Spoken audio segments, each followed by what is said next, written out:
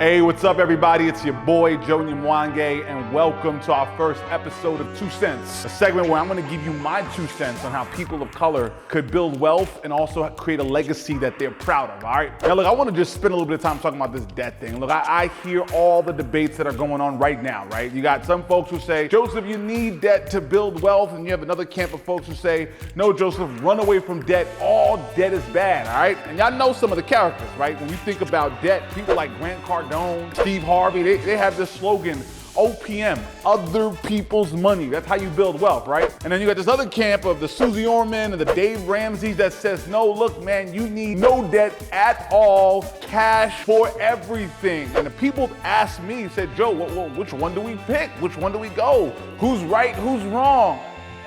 That's the tricky part, right? Because they're both right and they're both wrong. Look, there are people in Grant Cardone's cap that has a whole bunch of money and they still got some debt. I mean, Grant Cardone, dang near is worth $300 million and has $1 billion in assets. And then you got Dave Ramsey, I mean, he's net worth $55 million. And a lot of people in his camp are millionaires. So it's not about kind of which one's right, which one's wrong. It's about understanding your particular situation. Now, if you know me, you know that I care about my people. That's why I'm doing all this for. It's for my people that look like me to build wealth. And so when I look at the data, African Americans, we don't have a wealth issue. We're not using debt to build wealth. If we're honest, we're consumers in mindset, right? So when we look at our debt situation, we're struggling because we buying things that we don't need. Here's what the data suggests. In our community, 77% of African Americans are in debt. Of that 77%, 60% of us say it's either difficult or practically impossible to pay our bills. And 30% of y'all are late on payments, right? So that doesn't sound like we have a debt to create wealth issue. We have a real debt issue. And so I'm gonna give y'all a strategy in this particular episode to eliminate debt so that you can start putting your money in things that's gonna build you wealth long-term, generationally, all right?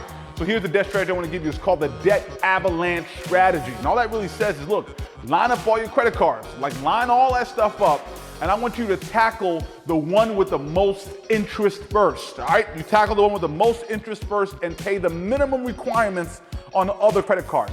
When you start doing that, you're gonna start seeing how you can start to eliminate debt, and that strategy is great if you wanna pay the least amount of interest possible. Now they have some drawbacks. If you're a momentum guy, that may not be for you, but this debt avalanche strategy is perfect if you wanna make sure that the banks ain't continuously ripping you off with interest, all right? So anyway, that's all I got for this episode of 2 Cents, where I'm giving you my 2 cents on how I can help our people of color build generational wealth and at the same time leave a legacy they can be proud of. I'ma holla at y'all, man. See y'all later.